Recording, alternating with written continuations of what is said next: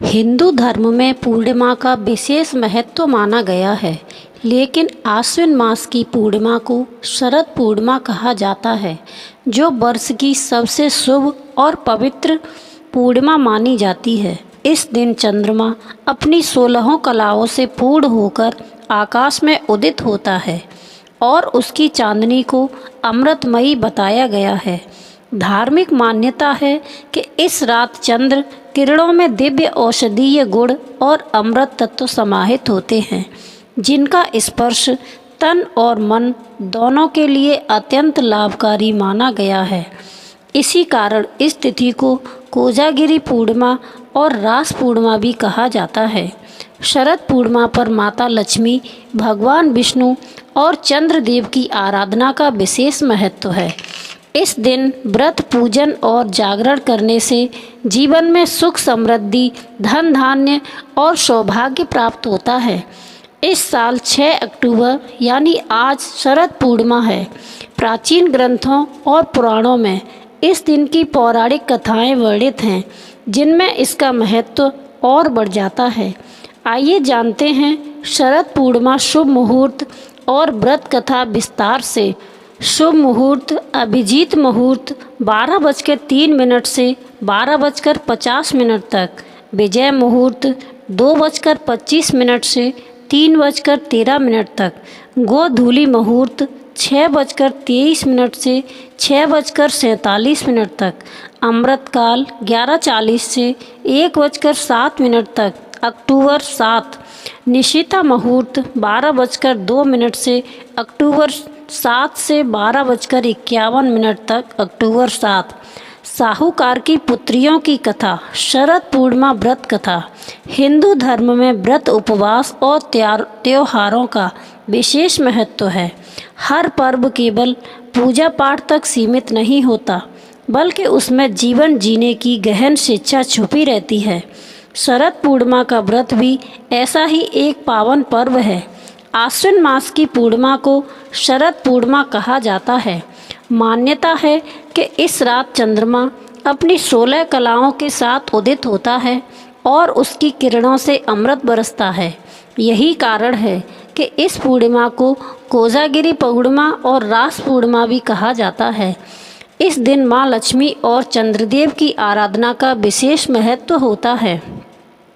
जो लोग इस दिन जागरण करते हैं और विधि पूर्वक व्रत करते हैं, उनके जीवन में सुख, समृद्धि, संतान सुख और लक्ष्मी का वास होता है। इसी से जुड़ी एक प्रसिद्ध कथा है, जिसे साहूकार की पुत्रियों की कथा के नाम से जाना जाता है। इस कथा के माध्यम से यह संदेश दिया गया है कि व्रत और पूजन को कभी अधूरा नहीं छोड़ना चाहिए। बहुत समय पहले की बात है। एक नगर में एक अत्यंत संपन्न साहूकार रहता था। उसके पास धन, दौलत, सम्मान और वैभव की कोई कमी नहीं थी। साहूकार की 2 पुत्रियां थीं। दोनों का स्वभाव अलग अलग था। बड़ी पुत्री धार्मिक प्रवृत्ति की गंभीर और आस्थावान थी। उसे व्रत, पूजन और नियमों का पालन करना बहुत प्रिय था।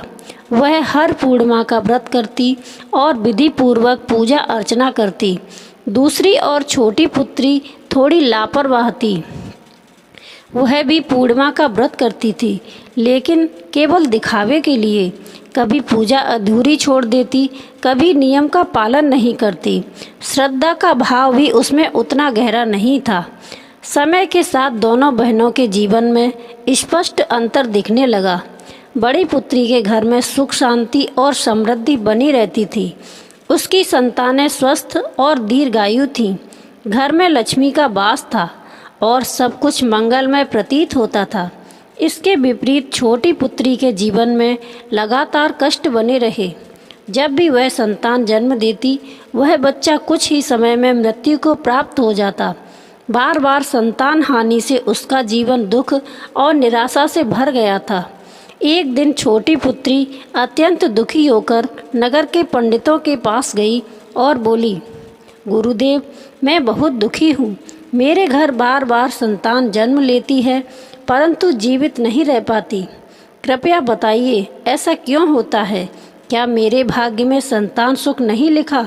पंडितों ने ध्यानपूर्वक उसकी बात सुनी और कुछ देर मौन रहने के बाद बोले, बेटी, इसका कारण तुम्हारी लापरवाही है। तुम पूर्णिमा का व्रत तो करती हो, परंतु उसे पूरे नियम और श्रद्धा के साथ नहीं निभाती।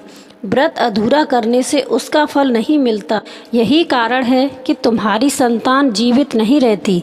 यदि तुम विधि पूर्वक व्रत करोगी तो संतान सुख अवश्य प्राप्त होगा।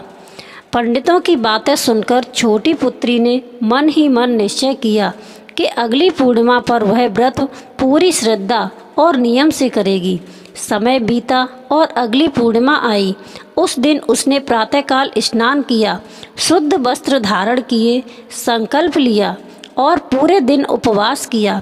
शाम को उसने विधिवत पूजन किया, कथा सुनी और रात्रि में जागरण भी किया। इस बार उसने कोई कमी नहीं छोड़ी। उसके मन में गहरी श्रद्धा और आस्था थी कि अब उसका व्रत सफल होगा। कुछ समय बाद छोटी पुत्री के घर पुत्र का जन्म हुआ। परिवार में खुशी का माहौल छा गया। सबने सोचा कि अब उनके घर का दुख समाप्त हो जाएगा, लेकिन भाग्य को कुछ और ही मंजूर था। जन्म के तुरंत बाद ही वह शिशु मृत हो गया। छोटी पुत्री का मन टूट गया। उसने शिशु को एक छोटे पीढ़े पर लिटाया और ऊपर से कपड़ा ढक दिया।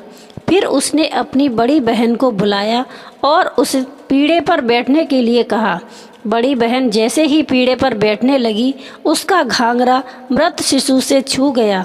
तभी आश्चर्यजनक रूप से वह बच्चा जीवित होकर जोर जोर से रोने लगा।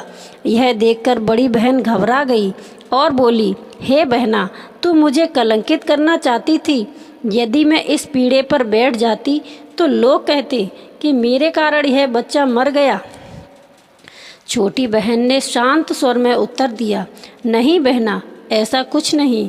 यह बच्चा तो पहले ही मृत था, परंतु तेरे पुण्य, तेरे भाग्य और तेरे व्रत की शक्ति से ही यह जीवन में लौट आया है। तेरी आस्था और श्रद्धा के कारण ही यह चमत्कार हुआ है। इस घटना की चर्चा पूरे नगर में फैल गई।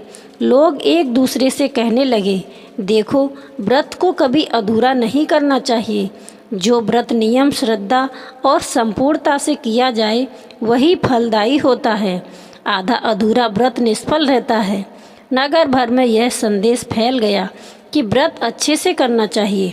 शरद पूर्णिमा का व्रत विशेष रूप से माँ लक्ष्मी की कृपा और संतान सुख देने वाला है।